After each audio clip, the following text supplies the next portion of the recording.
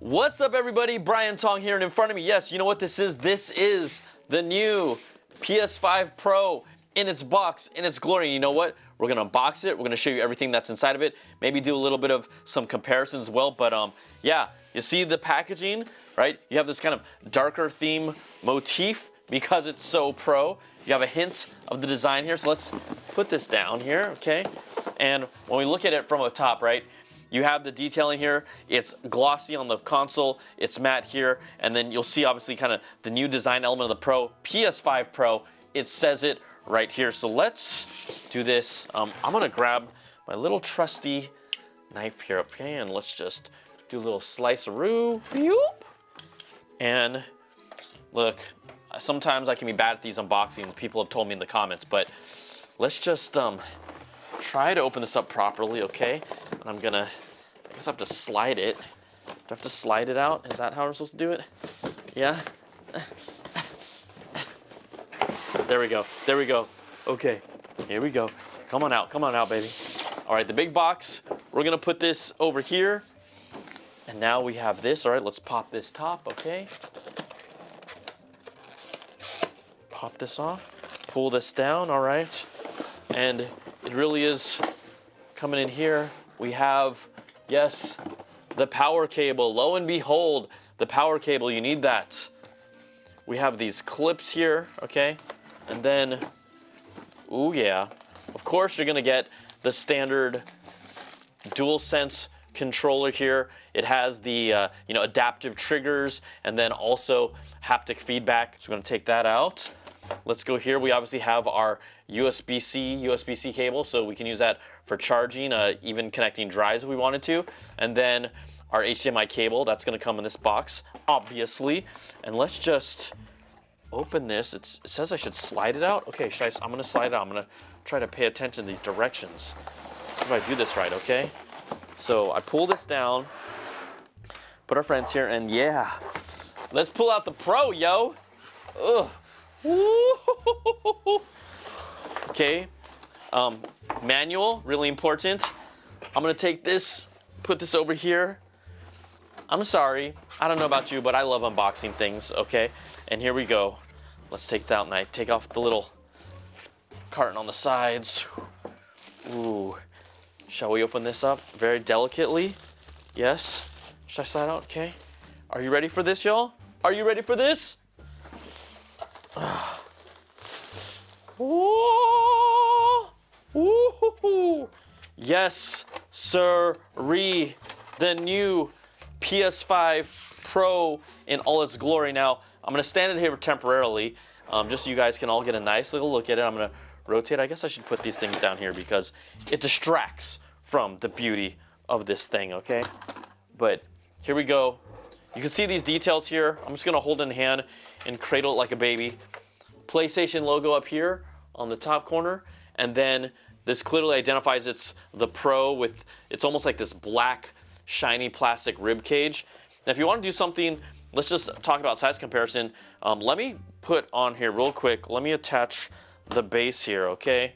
All right, so I just teleported so we could at least put this base on here for you, and I want to give a little example here. I don't have my base for this, but this is the original PS5 that started at $499, released in 2020. This is the new PS5 Pro. Now, even though this is on a base right now, they're basically the same height from a size-wise, but what's different is this is actually smaller and lighter versus the original PS5. Also, if you compare this to the PS5 Slim, this is gonna be taller than the Slim, but dimension-wise, other than it being taller, I got a chance to put it side by side. It looked very similar from when you're looking at it straight on, but definitely between PS5 Pro and the original PS5, this is slimmer and same height and then lighter. So I'm gonna put this back down. I just want to give you all a little bit of comparison, okay?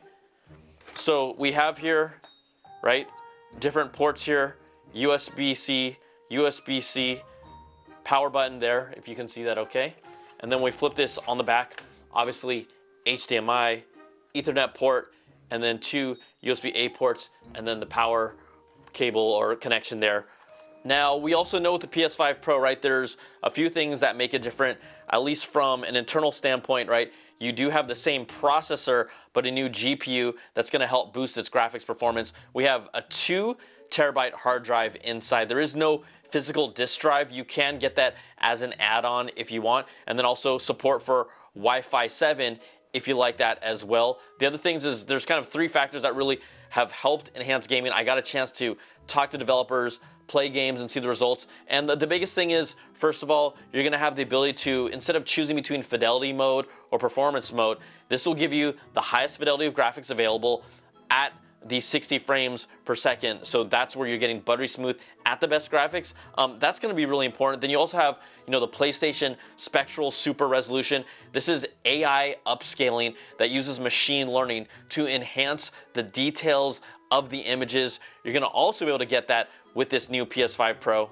And then the last thing, right, ray tracing, lighting effects, more realistic lighting, reflections, volume lighting. I mean, I've seen what it can do, and a lot of these changes are subtle, and I'm not telling everyone like, hey, go buy it. You have to get a new PS5 Pro. I think this is really catered towards the console gamer who does want the best thing that's out there. Yes, it is priced at $699.99. Remember when the original PS5 launched, it was $499.99 with a disk drive. This obviously does not have it, but it has 2 terabytes of storage and then Wi-Fi 7, so they have improved that and an improved GPU. This is going to be a decision that you as a gamer have to make depending on what matters to you. I don't think everyone needs to go buy a PS5 Pro. Sure, Sony would love everyone to, but at that price, it's a decision that you're gonna have to make. But I think someone who loves games to see the intention of what the creators made. A lot of the developers said this is what we wanted to do, but we couldn't at the time. That's why they love the PS5 Pro. There will be no such thing as a game that is purely exclusive to the PS5 Pro. We never really saw that on the PS4 Pro, but you're getting, the highest fidelity graphics, smooth, buttery 60 frames per second. So we're talking about games like Last of Us 1, Last of Us 2, remastered. You could see just even how the blades of grass, the detail, and how they moved. That was great. Spider-Man 2, that was a game where they made the game so good that you could see little subtle changes, but nothing that I said, okay, I could absolutely see that. I think Horizon Forbidden West, that was one of the games where you clearly saw even just how it dealt with combat and explosions and the flow. That game felt like I don't want to say a completely different game, but definitely a game where you really felt the advantages of the PS5 Pro. You have things like No Man's Sky, Ratchet & Clank Rift Apart. Again, you could really see some of the PlayStation Spectral Super Resolution, that AI upscaling, really coming to play with details. When you start adding a bunch of these little details together, then they kind of make the game feel even more polished. So again, here's that kind of first look unboxing of the new PS5 Pro. Yes, DualSense controller as well. I showed you all the cables. $699. This will be available November 7th. Pre-orders are right now, but there you go, kind of what you kind of expect. A quick first look at and unboxing of the new PS5 Pro.